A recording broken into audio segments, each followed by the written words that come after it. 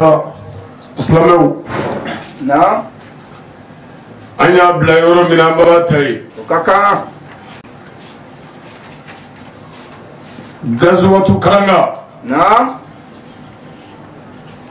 Seydina Ali ka Karanga kasɛti 7 na n'o ye Karanga 7 kasɛti ye na ni Ala sɔnna ni y'a ta ko 2nan ye tiɲɛ Karanga 7 kasɛti na ni y'a ta ko 2nan ye tiɲɛ siga t'a la an b'a ɲini Ala fɛ Seydina Ali yɛrɛ bonya kama na baara ye Ala k'a nɔgɔya an bolo ami baara ye a farifoni n'a timinandiya na Ala k'a d'a ma ami an ka jamana Ala k'a basigi an ye ami jamana Ala k'a kisi ami jamana Ala k'a kolosuma ami ni kira bonya n'a barika ye ami sɔrɔ Ala Mustafa Karim wasalim n'an bɔra yen na an y'a fɔ a ye cogo min na n ko tariku in ka ja na walada in ka ja tiɲɛ nka ni Ala sɔnna n'i ma kɔrɔtɔ na n b'a cun sumaya i ye kelen kelen ka kan k'a bɛɛ walawala tiɲɛ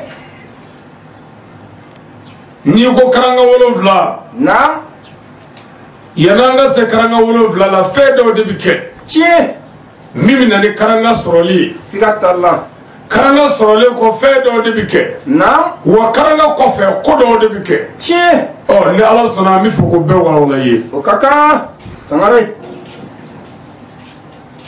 an ka sigi ko 2nan na o ye nin ye tiɲɛ an baden minnu bɛ lamɛnw na fanw bɛɛ na ani arajo minnu bɛ ka a ta aha an ka foli b'u ye ka kan an ka dugawu b'u ye tiɲɛ karamɔgɔ minnu fana delila k'a baro bɔ na an ka foli b'u ye tiɲɛ an ka dugawu b'u ye o ka kan wa an ka barikada b'u ye o bɛ bɛn k'a ɲini Ala fɛ na ni Seydina Ali yɛrɛ ɲɛda bonya ye aha ni Sirifu yɛrɛ ɲɛda bonya ye na an bɛ siran fɛn min ye diɲɛ tɔɔrɔ la aha Ala ka don an n'a cɛ ami an bɛ fɛn min ɲini diɲɛ hɛrɛ la na Ala k'o k'an ye ami ni kira Muhamadu yɛrɛ zuriyaw bonya ye na sallallahu alaihi wasallam wasalim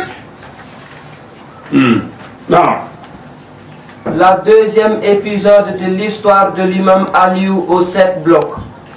A ko Seydina Ali ka Karanga tako 2nan na ni Ala sɔnna ni y'o baara daminɛtɔ ye tiɲɛ Gazwatu Karanga aha ni ye épisode 2nan ye tiɲɛ n'a tulo garisɛgɛ kɛra min ye na a bɛ n'o mɛn siga t'a la naam.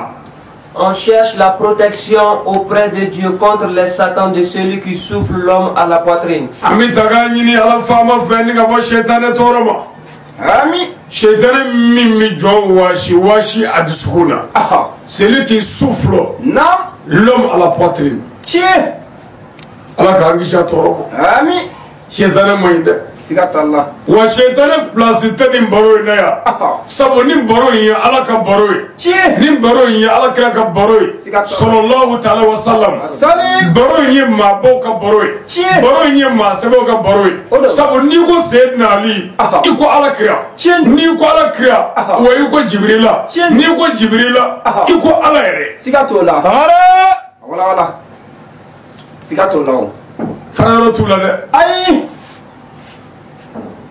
an bɛ ta k'a ɲini Ala fɛ o ka kan ka bɔ sɛtanɛ daganen tɔɔrɔ ma ami sɛtanɛ man ɲi dɛ a ma ɲi a b'an nɔfɛ aha an ye to an ka ba la an ka da Ala la an k'an yɛrɛ di Ala ma an ka to Ala kɔ bonya b'o kɔfɛ karama b'o kɔfɛ fayida b'o kɔfɛ wa kisi b'o kɔfɛ sangare siga t'o la Seydina Ali na belebeleba tiɲɛ don Seydina Ali na Ala ye bonyaw ni karamaw de k'a ye tiɲɛ don wa tɔgɔ minnu bɛ Seydina Ali la tɔgɔ ninnu ye tɔgɔ belebelew de ye tiɲɛ don a tɔgɔ dama o ye belebele de ye siga t'o la Seydina Ali tɔgɔ bɛ min tiɲɛ kafiri ye kɛlɛyɔrɔ la na kuma dɔw la hali muru t'o dilan samara Seydina Ali siga t'o la wa tɔgɔ minnu b'a la min a tɔgɔ dɔw ta ye sisan ni k'o ɲɛ f'i ye k'a dɔn n'i y'a mɛn ko Aliyu na Aliyu kɔrɔ de ye ko fɛn kɔrɔtalen n'a fɔra mɔgɔ ma El Aliyu o ye maa kɔrɔtali ye. Tiɲɛ don. Aliyu. O la ala yɛrɛ tɔgɔ ye El Aliyu. Naam. El Azim. Allahu akbar. Ko masa kɔrɔtalen don. El Azim. Naam. Masaba don. Tiɲɛ don. O tuma Aliyu yɛrɛ kɔrɔ ye ko maa kɔrɔtali. Allahu akbar. Faamuna. Hali ni jugu ye sonsan ye. A fɔ a tulo ka jan. Siga t'o la. Siga t'o la. N ko Seydina Ali ye maa kɔrɔtalen ye. Aliyu ko maa kɔrɔtalen. Tiɲɛ don. O y'a tɔgɔ dɔ ye. Walahi. An bɛ ka tɔgɔ dɔ fɔ a la ko imam. Naam. O kɔrɔ ye ko an ka alimami Ali. Ale de tun ye alimami ye. Naam. A ye san 5 kɛ alimamiya la. Asadulayi Galibi. Allahu akbar. Mumunu ɲɛmaa don. Mumunu denw kuntigi don. Tiɲɛ don. Seydina Ali. An b'a fɔ a ma ko Badara Ali. Badara Ali kɔrɔ de ye ko Aliyu min maa kɔrɔtalen min ye tɔgɔ ni bonya ni karama sɔrɔ Badiri kɛlɛ kɛnɛ kan. Belebele. Yawma al-Badri Aliyu. Badara Aliyu. Badara Aliyu. O de ye Badiri kɛlɛ. Cɛ min ye jɔnjɔn ta. Cɛ min ye cɛw faa. Cɛ min ye nafigiw nɔɔni. Ni a bamuru ye. Zulfaqar.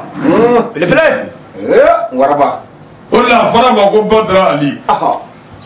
Badru Ali. Badru Ali. O de ye Badara sɔrɔ don ye. A ma Seydina Ali. Tɔgɔ wɛrɛ b'a la kun ko Sajaja. Sajaja. Ayiwa. Sajaja. Kafiru de wulila. Nafigiw de wulila. K'u bɛ Muhamadu faga. A faso kɔnɔ Maka. Muhamadu de wulila. Seydina Ali de y'i da kira dayɔrɔ la ko nafigiw bɛna kira faa su in na. Seydina Ali de jɛna a ni kɔ ka taa kira ka birifiri biri a yɛrɛ la k'i da so kɔnɔ ye. O tuma kira ka bɔ Maka ka taa Madinɛ. Sajaja kɔrɔ ye ko mɔgɔ min bumuna. Mɔgɔ min birila. Birifiri birila maa min na. Birifiri jumɛn? Saya birifiri. Sabu Muhamadu de kan ka faga u fɛ. Bon ale de jɛna a ni kɔ ka diɲɛ ka nafolo kɔ ka diɲɛ musow kɔ ka diɲɛ denw kɔ ka n'i da kira dayɔrɔ la ka kira ka birifiri biri la komi kira n'u nana a n'u n'a bɔ ɲɔgɔn na. Allahu akbar. Belebele. Seydina Ali. Waraba. Ala y'a bonya ni k'a ɲɛnabɔ ye. Tiɲɛ don. Bon n'i y'a mɛn ko Seydina Ali. Seydina Ali kɔrɔ ye n'o tɔgɔ Chef Aliyu. An ɲɛma Ali. An ɲɛma Ali. Bi ta in kɔfɛ n'a danna nin tɔgɔ in ma nin ye wasakɛ Ali ka bonya na. Tiɲɛ don. Siga t'a la. O ye tiɲɛ tɛ dɛ. Mais a ye karamɔgɔw ɲininka ko nin tɔgɔ ninnu ko jɔnni ye tɔgɔ ninnu d'a la. Ayiwa. A fa kɔni tɛ o. A ba kɔni tɛ. A woloden tɛ dɛ. Sabu anw fɛ yan tɔgɔ bɛ da bangebaa de fɛ. Mais tɔgɔ yɛrɛ cɛ yɛrɛ cɛ kan ka tɔgɔ sɔrɔ ni bangebaa tɔgɔ tɛ. Sabu tɔgɔ bɛ sɔrɔ ni baara de. Bon o tuma ni cɛ ye baara kɛ a bɛ cɛ baara de sɔrɔ ka cɛ tɔgɔ sɔrɔ.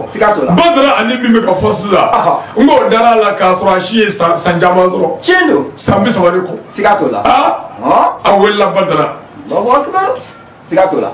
San 20 de kɔ a welela Sajaja. Tiɲɛ don. Mais est-ce que o denkuli dɔ ye. Ayi. Denkuli dɔ min dara a la o tɛ nin si ye. Belebele. Ayiwa. A tɔgɔ tɛ Aliyu. A tɔgɔ tɛ Badara. A tɔgɔ tɛ Sajaja. Alimami tɛ. Seydina tɛ. Asadulayi Galibi tɛ. O tuma joli mun don. Ayi. Walawala an ye. Seydina Ali denkuli dɔ tɔgɔ min dara a la o de ye Zeyidu ye.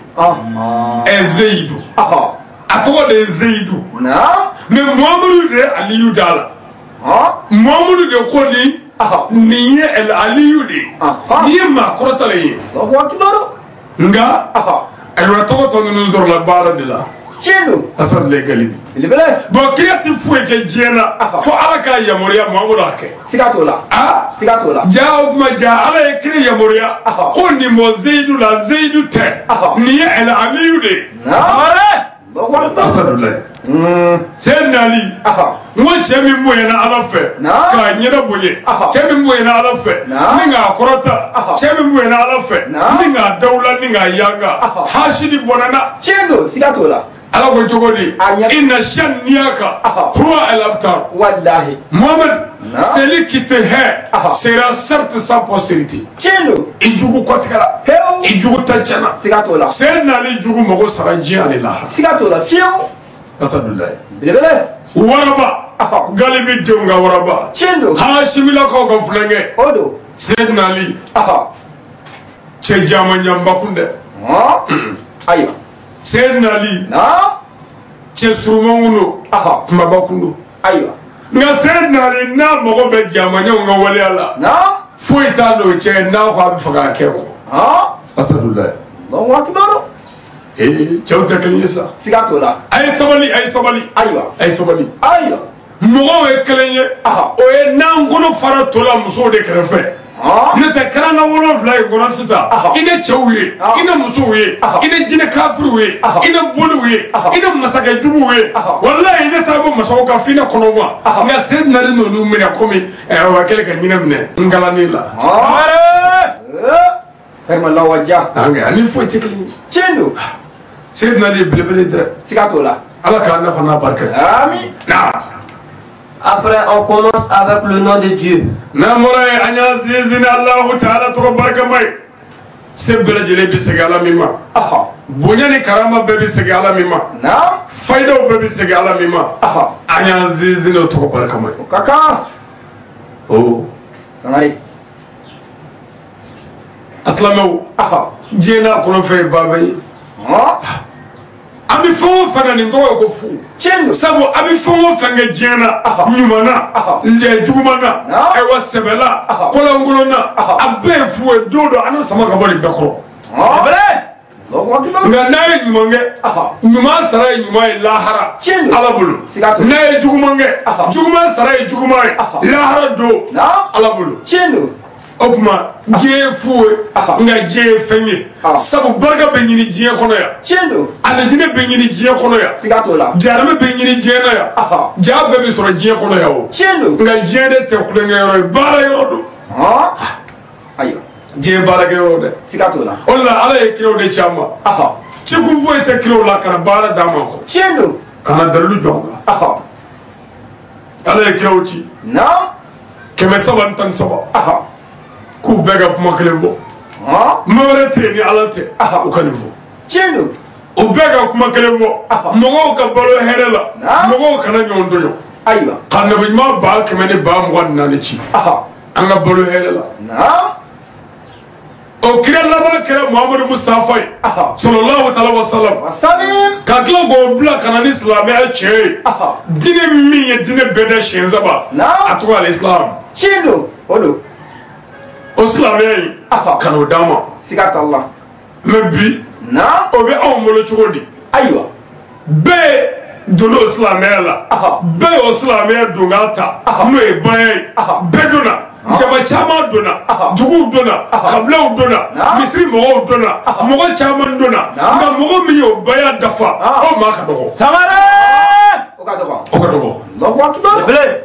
Ayo. aslamo na wo islamia donga baye wuli bale do kurana koti mais est ce que ni baya ta waya bane ya la ni ya tafika dafa ni ma dafa iga jarane wailu fa wailul lil muslimin Sigatola. Samara. Wala. jarame wailu te foye baya de nga jarame do baya de mi nyina na ka baya ko o jarame de kurana koti Samara. Bele. Sigatalla. Kami bayake abo club ka bayake mais joni baya dafa o ma de be nyini Sigatola. nti fla fra alaka ni yo fi dala ka boli so jarame de ibi jarame mo na to ko wailu Sigatola. i mogo nege ka ala nege ibi mogo nege nga ni ala nege ni ala i so tige dobi abado ko mati ala nege Sigatola. ndi shwani ke leilu do iya tane nyana iya tane bolo wala iya ta ikra mogo bolo o kera shere me yi shwani ke yoro mina ala nyebila de Sigatola. nti namara ke se ko nta ke molo ko e namara to wane ni voidala mogo nyana ki bolo wuli mogo nyana be ku islamé jarbe de ka barata foi namara ko sugo Sangara. Temanya. awala nti jere ke jere bi ni ka mogo fuka baya tale ko fe ka jinɛkɛ fo k'i halaki k'a sɔrɔ i bɛ baya la n'a fɔra an ka ɲɔgɔn ye o bɛ girin ka bila bɛɛ ɲɛfɛ mɛ a taara don nka ala y'a dɔn ala ko jaramɛ den don tiɲɛ don siga t'o la fo mɔgɔw de ka nin faamu k'a fɔ silamɛya dɔngɛ ye baya ye an ka kɛlɛ t'i bilen bɛɛ da hali n'i y'o fɔ wulu ye ko silamɛya dɔngɛ ye mun ye baya don a b'o f'i ye kuranɛ y'a fɔ bugari y'a fɔ musilimu y'a fɔ abu dawuti y'a fɔ tirimizi y'a fɔ suranasai y'a fɔ ahamadu y'a fɔ kurutubi y'a fɔ bugari aya ko kira ka sababu ko ni nin kuma ka wɔɔrɔ ye an bɛɛ donna silamɛya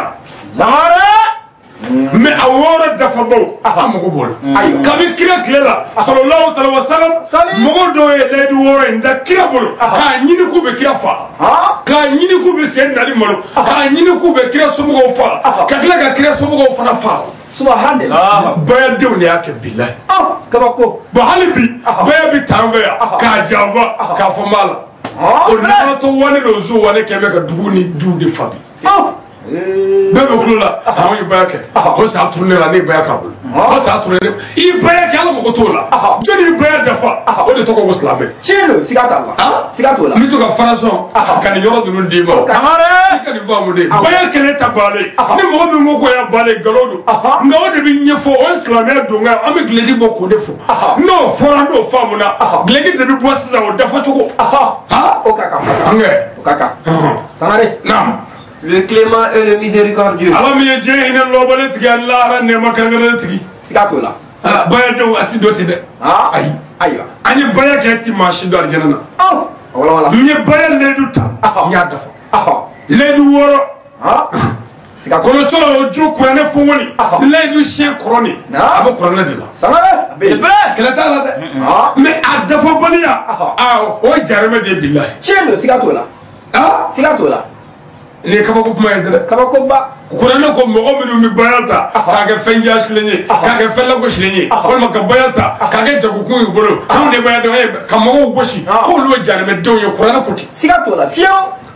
Siga t'a la. Ala ko cogo di kuranɛ na Ala ko quiconque viole le serment ne faut que violer qu'à son propre détriment. Mɔgɔ min mana baya ta k'a tiɲɛ aw bɛ ka ɲɛnamaya tiɲɛ diɲɛ na yan et ils brûleront bientôt dans l'affaire u bɛ jeni lahara siga foyi t'a la. Siga t'o la siga t'o la.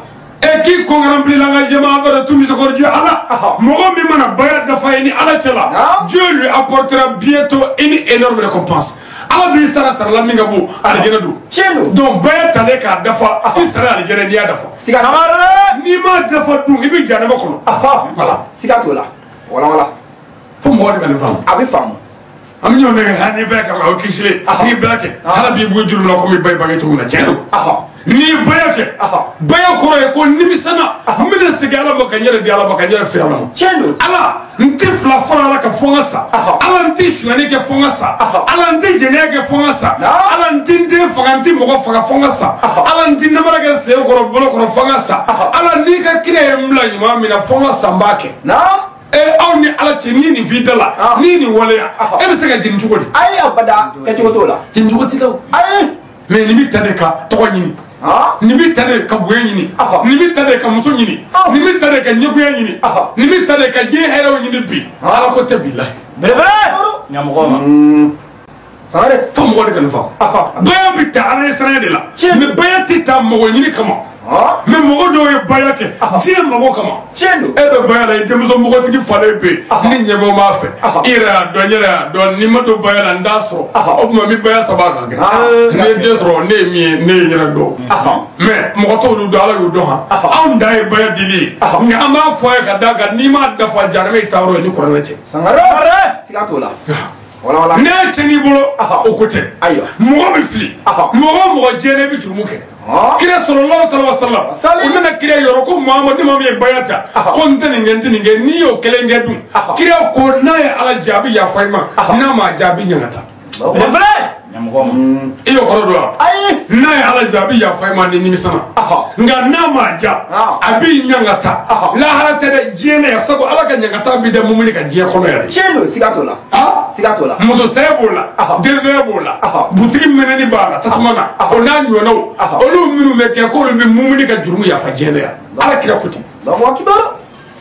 N'o m'a ɲɛ dun ko saya sigara bɛ gɛlɛya mumuni kan i bɛ se Ala ma tuma min o b'a sɔrɔ jurumu foyi t'i la min b'i don jahanama kɔnɔ. Belebele. Siga t'a la.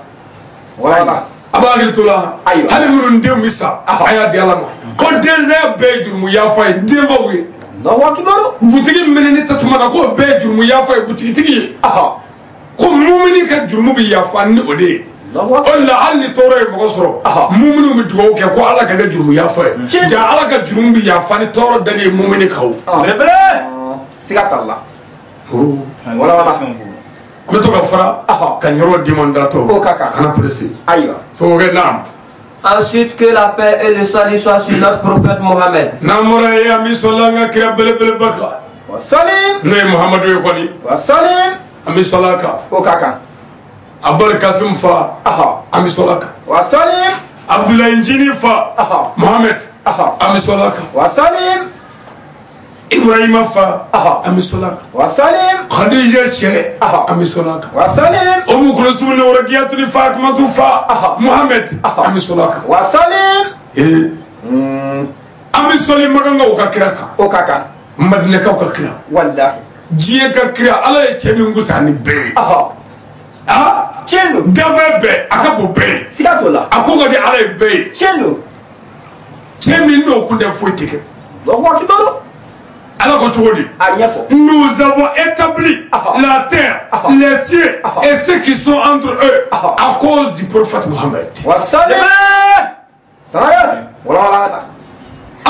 Ta'ala sangabada.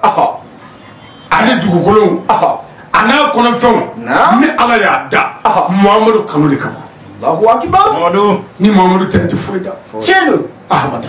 Ayiwa. Muhammadu min jogo ka ɲi ala ka dani bɛɛ ye. ala ye kira min sɔn tɔgɔ barikamaw la ani tɔgɔ kɔrɔtali. Tiɲɛ don. An bɛ sɔli a kan. Wa salim. An bɛ sɔli a so jumɛn sanumanw kan. Wa salim. An bɛ sɔli a ka sahaba ɲumanw kan. Wa salim. Mɔgɔ minnu tugura kira la ni baara ɲuman kɛli ye an bɛ sɔli o kan. Wa salim. An bɛ sɔli kɛrɛnkɛrɛnnenya la Seyidina Ali kan. Wa salim. Asadulayi Galibi. a n'a mɔdenw a n'a denw an bɛ sɔli o kan. Wa salim. n'an bɔra yen sa an y'a bila yɔrɔ min n b'a ta o yɔrɔ la. O ka kan. Karanga a kasɛti filanan nin y'o ye. Tiɲɛ don. Kasɛti fɔlɔ bilala yɔrɔ min na an bɛ kan ka histoire in yɛrɛ bɔra maa minnu bolo an y'a minɛ minnu na minnu y'a walafi an bɛ k'olu de d'i ma. Tiɲɛ don. An ye kuma ɲɛf'i ye n ko ayiwa Muhammed ibn Bikiri ale y'a lakali ko Yusuf ibn Abdullahi ayiwa k'o de ye kumakan in lakali ale ye. Muhammed ibn Bikiri ale y'a lakali Yusuf ibn Abdullahi k'o y'a lakali ale ye ani naam. La deuxième épisode de l'histoire de l'imam Ali au 7 blocs. Et Khalid ibn Rafat Djouniou eut aussi à expliquer cette histoire. Ils ont dit qu'ils ont tiré ce passage au propriétaire. Que l'imam Ibn Abi Talib nous a expliqué ce passage. Nous avons aussi tiré ce même passage dans les cassettes de Chérif Ousmane Madan Aïdara.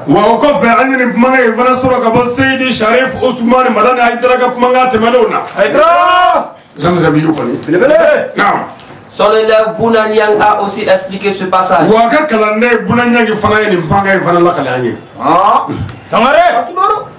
Aïdara ya lakale Bounanyang fana ya lakale no waraba do fana Tiendo ce qui s'est passé que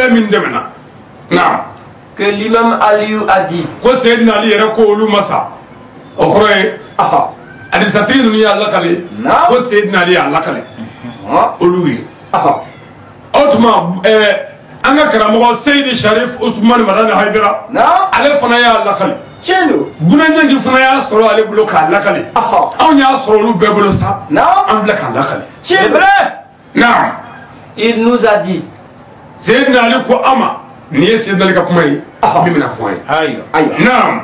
Un jour nous Ibn Majɔ dɛ i bɛna ko ninnu faamu wallahi Sayyidina Ali jɔyɔrɔ ye min ale ko in ye cogo min i bɛna faamu kununko silamɛya i bɛna ye ani bi misirisiri wale i bɛna ye i bɛna dɔn sisan k'an tɛ foyi ka nkalon kɔ. Sangare. Naam. Un jour, nous étions avec le prophète Mohammed dans sa mosquée à Médine.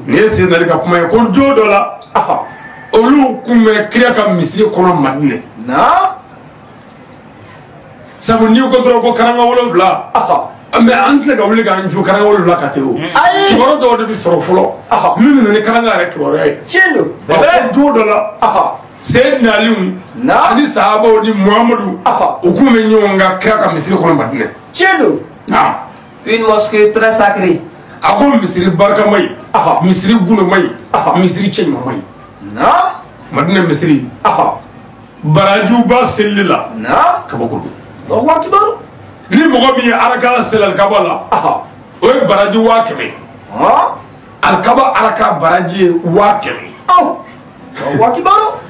nin bɛɛ la ko fɛnw ye kelen ye mɔgɔw ye kelen ye kira ka misiri o baraji ye baraji 100,000 ye 100,000 ayiwa baraji 100,000 alikaba kɔfɛ misiri barikamaw la diɲɛ bɛɛ o de ye kira ka misiri Madinɛ tiɲɛ don kira ka misiri kɔfɛ Beitul Muqaddas Jerusalem o baraji ye 500 ye o araka o kɔfɛ dun i karamɔgɔ ne karamɔgɔ nin karamɔgɔ olu karamɔgɔ a n'an bɛɛ karamɔgɔ o bɛɛ karamɔgɔ olu ka misiri bonya n'a barika dalaja 27 misiri bɛɛ 27 misiri bɛɛ ɲɛma alikaba yɛrɛ dugumata n'o ye alikaba dɔgɔnin o ye kira ka misiri Madinɛ tiɲɛ don kira ka misiri dɔgɔnin sa Beitul Muqaddas o dɔgɔnin ye misiri tɔ bɛɛ misiri tɔ bɛɛ dɔgɔnin ye kelenna seli ye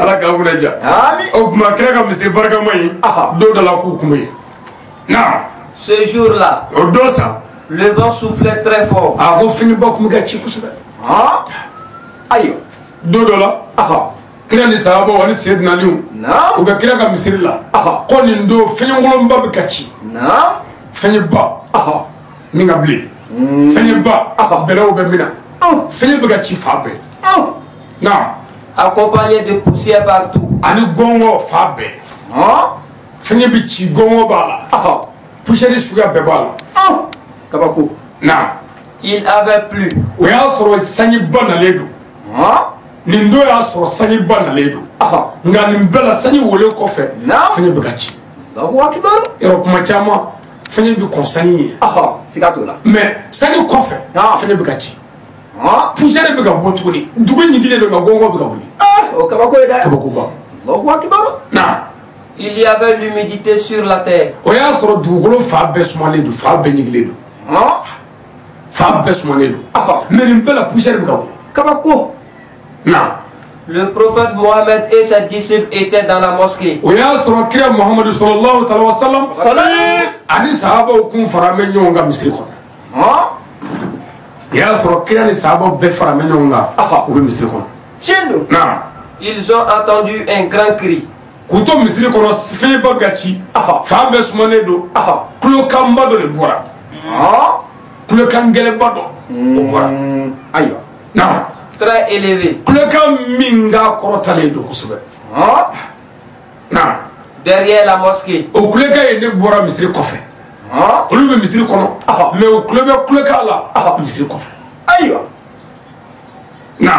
qui dit o kulokan ye ne bɛ ka kan fɛ salut à toi Mohammed le prophète de Dieu a ko kisi bi ye ala ka kira Muhammadu sallallahu alaihi wa sallam a b'a jɔn dɔ la n'an sera kira tɔgɔ ma a bɛ sɔli kira kan ayiwa o ka kan a sangare ye sɔli kira kan ayiwa ala ko an ka seli kɛ farida 5 e y'a mɛn kuranɛ aya jumɛn na ko ala bɛ seli a ye nin mɔ mɛn ala ko an ka sun don e y'a mɛn ko ala bɛ sun wa ala ko an ka jagadi e y'a mɛn ko ala ye jagadi maama wa fiyewu ala ko an ka hiji kɛ e y'a mɛn ko ala taara hiji ɲina wa o ti kɛ o ala ko an ka sarakati bɔ e y'a mɛn ko ala ye saraka di maama wa ala yɛrɛ ye saraka d'e ma ayi a m'a di mɔ ala ko n'a y'an fa a bɛ mumunu don alijɛnɛ na e y'a mɛn ko ala bɛ don alijɛnɛ na an fɛ yan ayi ne m'o mɛn fɔlɔ maa t'o mɛn o ala ko kafiruw bi don jahanama kɔnɔ e y'a mɛn ko kafiruw ni ala bɛ taa jahanama kɔnɔ ɲɔgɔn fɛ yan ayi i t'o mɛn maa si t'o mɛn o ti kɛ o mɔgɔw de bɛ taa bon ala ko cogo di a ɲɛfɔ إن الله والملائكته يصلون على النبي يا أيها الذين آمنوا صلوا عليه وسلموا تسليما كثيرا إلى يوم الدين. وسلم. ولا إن الله أكرم الله تعالى والملائكته لمن ملك الجامع يصلون على النبي أم ببي جاك صلي على كرخ وسلم. يا أيها الذين آمنوا أو مؤمن لمن ينا على الله كدا على الله مؤمن ذاتي كله وسلم. مؤمن يبايا تكادفا نقول ده كله تشيلو سيكات الله من نافلي من نقول تبع مؤمن يلدوتا نو يا دفا نقول ده كله تشيلو سيكات الله صلوا عليه أي جاك صلي كه نعم محمدك وسلم. أي صلي كه وسلم. قش ينول ده كثيرا مجمل تسليما أي صلي كه ما بي شيء تمام تشيلو الله أكبر. أي جل صلاة الله أيوة. صلاة بفين جمانغلا أيوة. صلي بفين جمانغلا أبي أنا بدي ربنا نورو كي بورو بس كي تشسرك مغو كبارة صلاة وي على تفافيو فيها كلمة شهادة فويساتو الله أكبر. مغو دو يوفو نو كريكا بمالباي كلمة توحيد أو كريكا بمالباي فرا فويتيكا عليه هندولا تشيلو سيكات الله. يا ربي الله كاندو ممن يبايا تانو ما دفعولتي دو ده أيوة. تيجي كافون يلا فيو صلاة تبع هل إنه مستل دبلا وشيخنا إنه ما جوجا دبلا بيا تلو كفر جنبه إسرائيل بالله تشيلو سيكات الله. إنه ما كيو كلو على ينجوا سيكات الله ده. بيا قلت سكا كام الله يكو أي. نبلا فاكا كنادي أولو. كوني نوسا kule ka bi ga bo misiri ko fani prenga min gorota le do na ka gele o kule ka ne bi ka nga fo kirama o ya ala ko kishi bi ala ka kira Muhammad sallallahu alaihi wasallam. Le salut et la paix venant de Dieu est sur toi, l'envoyé de Dieu. Ako kishi ani taga ani barka bora ala yoro la kana ke ede ka Muhammad وسلم. okora kishi ni nema bora ala yoro ka ke وسلم. kule ka ne bi ko fo misiri ko fe تشيلو. ni mbebe ga fo misiri ko fe krene sago be misiri kono o tado fe mesinare nga klebe mangala na Tout d'un coup, le prophète Mohammed a tourné son regard à côté. o yoro be kira Muhammad yu ko fe aya ka fe أيوة. na Les compagnons aussi ont regardé à côté. ko kira ga sahaba be fane o kere fle ke bebe gi kere fle manga be ga bo misiri ko fe ko kishi bi ala ka kira ka bola yoro la الله أكبر. na Le prophète Mohammed a dit: ko kira ko yoro la sallallahu alaihi wasallam وسلم. na répondez aux salutations de votre frère. ako aye abalmo ka fuli segi أيوة. aye abalmo ka fuli segi abalmo mi fuli ke aya ka fuli segi الله أكبر. naam Ils ont dit au prophète Mohammed: o ko ala ka kira sallallahu alaihi wasallam وسلم. naam nous allons répondre à qui? amna jom jabi أيوة. كما قولوا لا. ani shu o ga sɔrɔ mɔgɔ ka yere ani kile o b'a sɔrɔ yera dɛ تشيلو. mɛ foli bɛ ka kɛ kɔfɛ misiri kɔfɛ kulekan bɛ misiri kɔfɛ ka ala ka kuma fɔ misiri kɔfɛ kira ko a y'a balima ka foli jaabi o ko kira masa an bɛ jɔnni jaabi أيوة. كما قولوا. naam Nous ne voyons personne. anw ɲɛ tɛ maa si la an ɲɛ tɛ foyi la an bɛ jɔnni jaabi أيوة. naam Mais nous avons entendu une parole. nka tiɲɛ yɛrɛ la an kɔni tulo bɛ kumakan la wa an ye kumakan mɛn an bɛ jɔnni jaabi أيوة. ينقل. naam Mais on ne voit pas l'auteur de la parole. mɛ an yɛrɛ ɲɛ tɛ kumakɛla yɛrɛ la nka an tulo bɛ kuma la an dun ɲɛ tɛ kumakɛla la an b'a kɛ cogo di أيوة.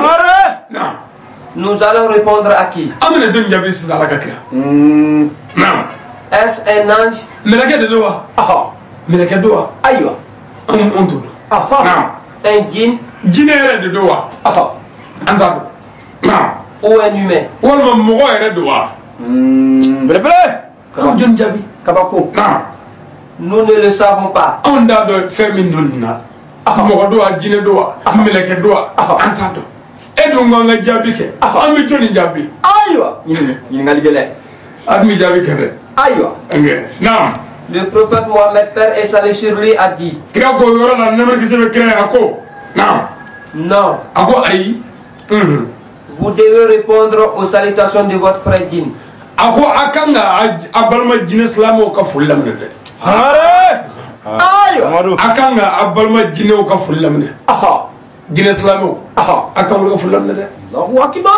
Allah ko qur'ana wa ma khalaqti jinn wal insan illa ya'budun. Tiendo.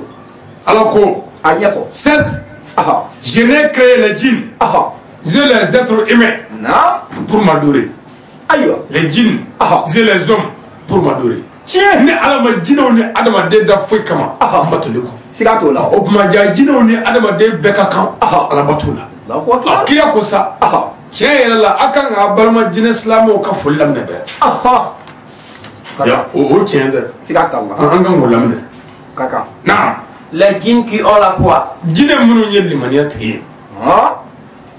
O ko jine munu dara alala. Kallimani alala. Kaso alala. Jine munu ndona bayala. Munu ye bayo woro tanu mache. Akan ngolam ne de. Tiendo o kaka.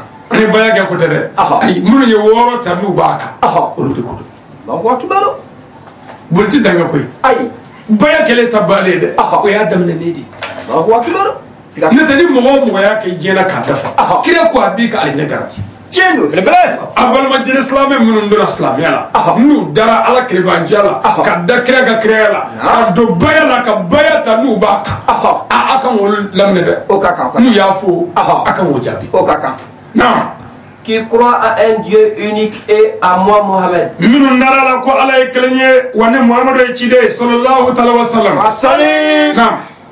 En ce fait, le prophète Mohammed a appelé l'auteur de la parole.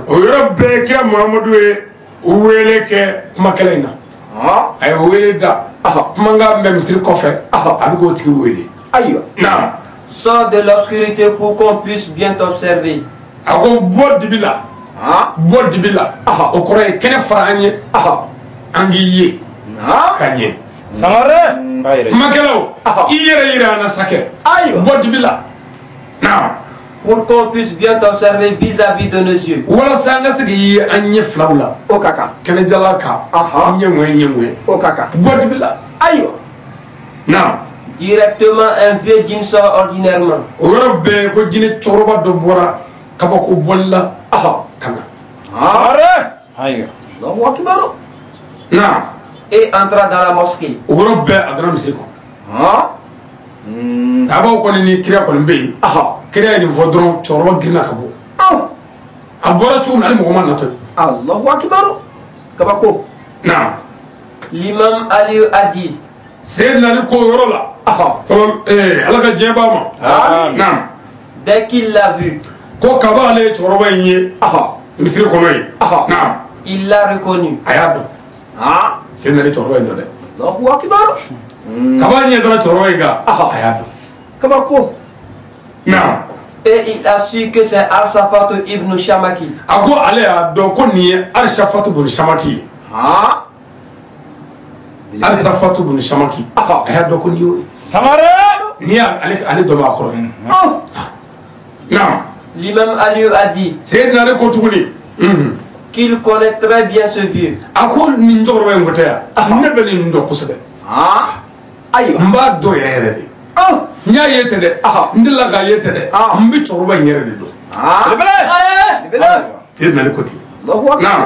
Car un jour le prophète Mohammed m'a envoyé avec ce vieux djinn.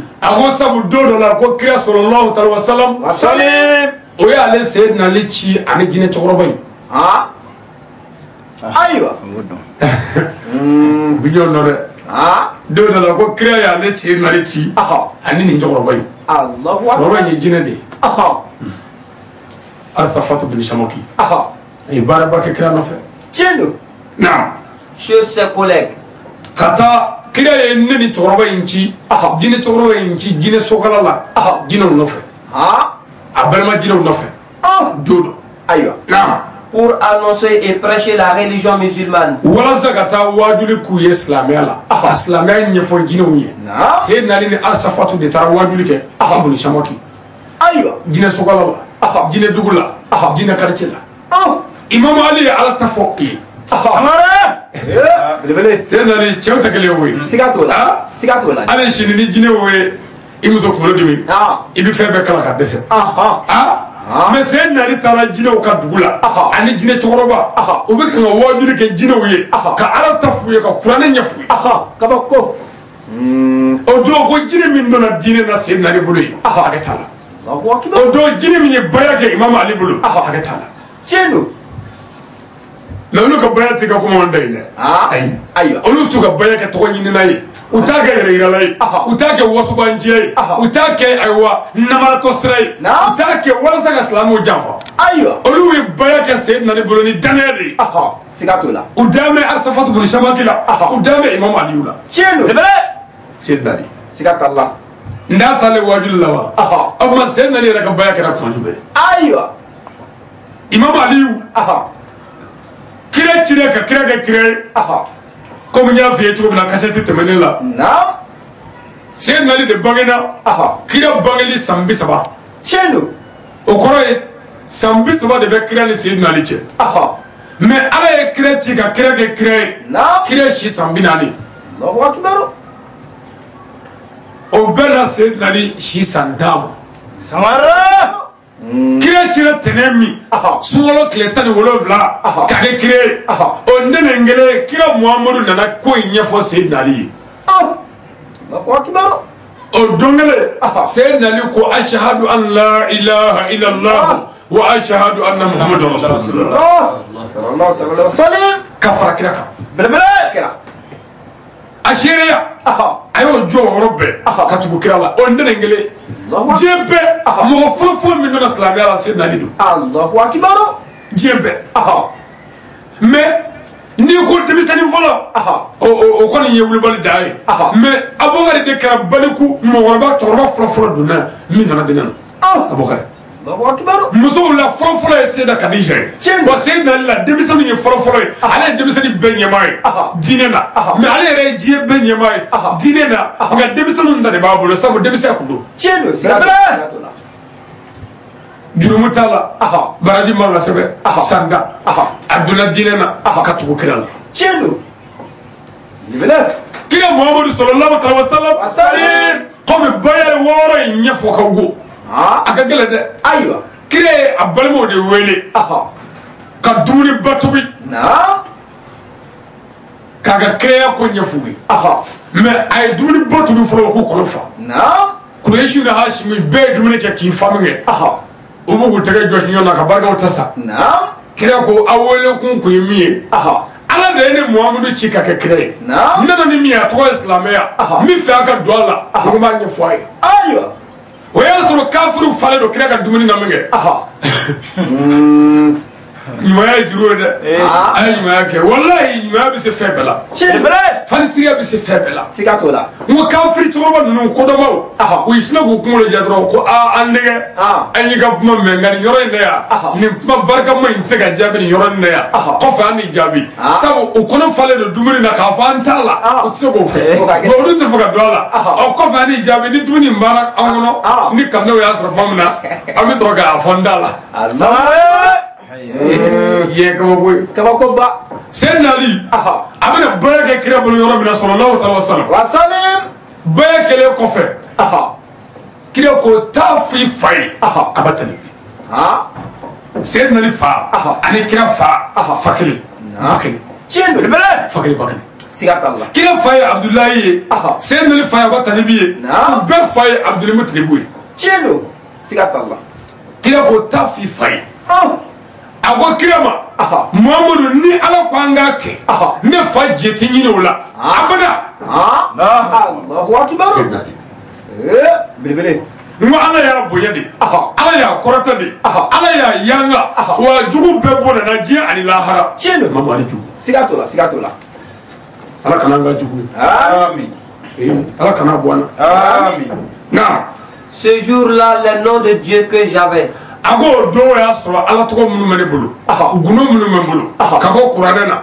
ayiwa ka bɔ ala yɔrɔ la ala ye o gundo minnu n'o ala tɔgɔ minnu don hakili la n'olu bɛ n kɔnɔ Dieu m'a aidé à maudire et brûler les familles djinns sataniques ala ye ne dɛmɛ o don ka se di o don ka fanga di o don n ye jinɛ kafiri jinɛ sɛtanɛ du kabila min jeni hakɛ si t'a la n y'o caman jeni ni ala tɔgɔ ye kuranɛ kun d'an ni kuranɛ kun don k'a ye jinɛ kabila jinɛ kafiri kabila minnu murutilen don cɛnnikɛlaw jinɛ maafagaw ani jinɛ faga jinɛw k'a ye o kabila min jeni ko hakɛ foyi t'a la ni ala tɔgɔ ye ana ka mbamuru ce jour-là j'ai pu maudire et brûler 50 familles djinns sataniques. Wallahi ko do ko ale sayyidina ali siraka jinne kabla biduru jini ka be mene ka ba a kabla kele o kele be ka cha ma bayir kay waraba ka be jini ka ba abina fo mo mi ngo ko ale bo ko quartier biduru fa no kera bon ko be do wala quartier biduru o ma ko de sigata Allah akoko ale ala sona o do ale jinne kabla biduru ka jinne be fa ka beje Allahu akbar kafir mutiluna ebe belu la koni sidna waraba ngo ale abuya de wallahi ni ale kunde foy kunde kewo dine ko la ayi hachidi bolena note kira ko koni sayyidina ali kan bamuru kunde continue mu de deme fiyo chedo ayafo sigata mamuru kuti koni ali kan murute ko islamia kunde jo ni ali kan murute dine mu de korota o chendra sigata Allah ema misuru jole fabe achama ema wajili kire sigile fabe achama nde do sigile yawa nde mikro weya ni ali ko ni sayyidina ali kan bamuru kunde ateke Allahu akbar ay o chendra sigata Allah asabile kalibi ilibele sayyidina ali ala fani sigila ka kabako do kala aga du kono ana yere la o kabako do be ni olulaje kabako dado aywa sayyidina ali amomuso o togo ye Fatumata Fatumata akoro do Fatuhu la victoire aywa la victoire Fatuhu le daleli atuma amomuso togo ye ko daleli o koro ko fendalele ni fenmo mi bo akon donc nana fila mana match kɛ ni min ye 6-0 kɛ sisi tigi a bɛ fɔ o ma ko a ye victoire sɔrɔ tiɲɛ o victoire de ye Fatuhu ye dayɛlɛli hɛrɛ ayiwa bonheur o de ye hɛrɛ ye sayyidina ali mɔmuso tɔgɔ ye Fatumata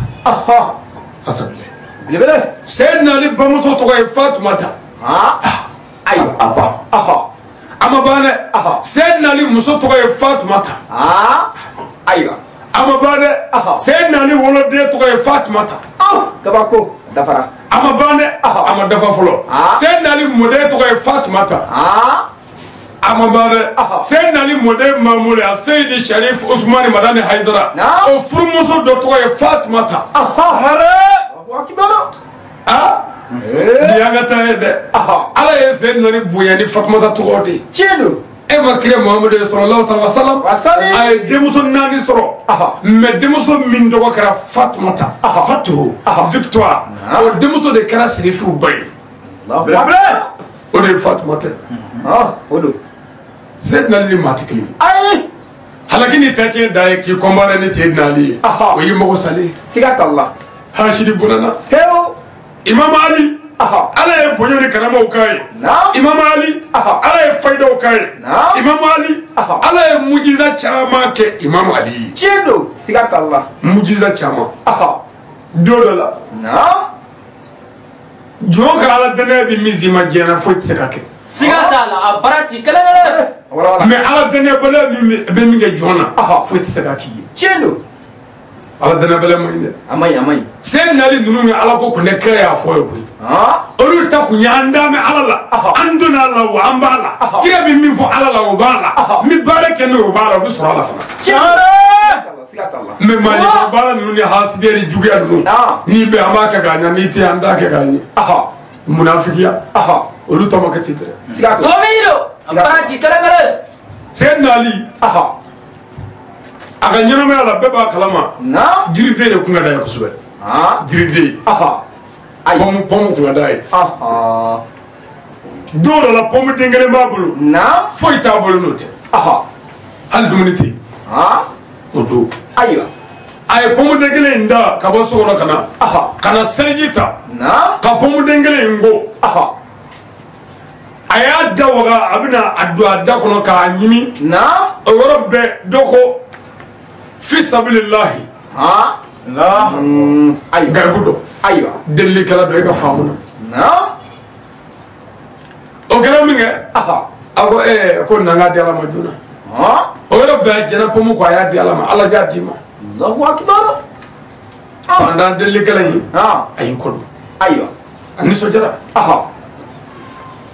atale o dongele amatu sanga janga kile la sahaba do be sugula sanna ala de ye pomutigi ya be ka pomu fere amiri jigna sayyidina Allah yoro anyara fe min ngadi ikramoy ni yo yoro mirbi jigala chendo fe min ngadi ka ma bay ifay wal may bay ni ya yoro mirbi jigala chendo ale ko pomu kadi awnga almami ali kusbe sigat Allah idona dosa pomu ina meto di almabi ayo ale pomu tigi wele ka dendanza ega famuna ka bla mana frogo kono ka sahaba do chinaye ko tani ndi imam ali makole kuti ayo sahara o sahaba ka israla ale fana de dengelembo pomuna chide ayo ko bla ko Allahu akbar anana ni pomu e mana frogo la dengo nondo abo imam ma ko karsa de asa ko na dima kuitado kiga dugo kai aywa seydi ali pomu ne ko kanata foro de ka konde aywa kele fla sabana ne duru woro konando seydi ali koko aya dasri ka dama ko tani ni konne kote sare aywa chego ka foro ko kana di alima akonne alite chego ko kana di seydi alima akonne alite chego ko kana di almami alima akonne alite aywa chego ko kana di kira binake aliyuma chego otman do kira ko la kondo do abi soro do biniko dan ba abado do biya ko woy fe dal je ba ko ndalo dangale olu bi yelke ala olu bi yelke biiznillah ni ala ka jendi kabako mi ma ko imam nyebala me ka fo bi kun aw ka gele doni sigatola ola ko na ya soro ndedo abi soro do biniko de aywa Allahu akbar note ko ala bora ya bi ako kanga dalema ni kelen ni alama ala dungu qur'ana na ni kelen ni basrata ne kelen min ni ko sara konondo ne tenbe ta da mai Allahu akbar aga jura ala o kana mu ge chei ijige ko cheno ko ne be kelen wala so abra changata atende Allahu akbar ne be kelen wala fleni sayyidina ali olu sega sheo fana itoi aywa sare wala ngodo dala dala kira yoro la misirila silibani ako kira ya rasulullah mi fiki ni ka question de la islam asra kira wonam aywa jago kira ma ko yela ko shani kanya aywa me ala igraji kira wajula do ko shani tabla me obela che kenya ko yela ko shani kanya aywa tabako yinali kira ko awo ko fuita ko nga ni bi shani ke ikan aminu jaki ko do de aywa samare che munga ja chega sabara che nedo che de seli baradoro che idde nga kaga sabara ta kitidia kata aywa kira de bora kile ka fari se tika saka duguma aywa gelera kira sabara jiri ka dese jibro ko che ata Allahu akbar kira ko ago shwani kai me ko ni ngile mai ne sigatola samare sabu mamudu jigi tigara chendo mamudu jigi tigara sigata Allah no tandi ko bila ibi ko ko no ko bila ibi ko la itunne do ina se doka furuma akara tiga fura akara zere furo na nyona do dumuri furo do mo ko warate me ko bi ni kifa shara la ibi do do la aywa me shwani kew nga bene do ititani do iti do feri wa ita dunga dazabu wa ita dunga che aywa wani do du kila ko ni bisa ka barake ni bare do be minga nga saka ke no dokola aywa me yesho ni kede no bene do de aywa olla ni so minena kana sharela sharaba yininga mune yesho ni ke yi saka saka ko fa ka ye fatila mune ye tanke aywa iba kunfo ni ikanga korofo kibla okay li bolo kanga tigera bitke aywa mega so mine do ka bolo tigela flana ka buma sikatola domine na kila la ay shwani ke akwa muso mangene foi temul warla na ko beke mfana ay wari nda ka tafake uya saka seka ye chedo uya ladi ka korofo ko kabla Allahu akbar mesodo ala ka biso wabo amin sayyidina ali ala ye bonyo ni faida ukai chendo ala ye karama ukai ako ala falisira ka nindo ala sara ka jine kabla biduru jine ko ba ni aka ala togoy ani aka kurane kudamu naam. Et beaucoup de migrants djinns se sont convertis à l'islam. Ouais, quand on dit que kafri chaman dona bayala, kado slamela, kabaya woro ta ale sedna li teka kono du. Allahu akbar. Aslamu wi yang worde. Angé. Ko wati min dina ma ko bal. Amage tugodi. Aywa. Angata donia. Angata donia.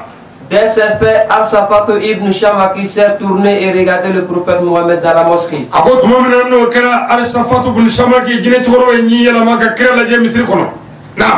Il a salué le prophète Mohammed. Père et salut soit sur toi, le prophète Mohammed. Salim, salim. Le prophète Mohammed l'a répondu. Ni bara bi ba mi faida sabaka ayo okaka na il s'est assis auprès du prophète Mohammed o yorobe Al-Safatu bun Shamaki jine choroba yi anana suzuru kira kira ki sigi kira kira ayo ya ngore koy ko wati bal Allahu akbar mi faida sabaka jona okaka o ne ala wati bare no ya anya bla yoro me mata worola okaka na ala sona amari aba gli tola ayo ya somod ala to bade do ayo ya somod koro ko ya ne kosemi yoro ne jigi na mo jena ni ya wudi je mo la ijigi tele ko eni mo do bena bara ko ka bu fera boama eni do bena furu ko ka abi fegi jamba eni do bena marché do ka abi fegi jamba asabaka ayo ni ijigi bina tele yoro la ni ya sabaka ibali samara bele kolonchita iga yoro manga nyini mo manga ndi toro mina manga manja yoro mina fiu na ni yo soro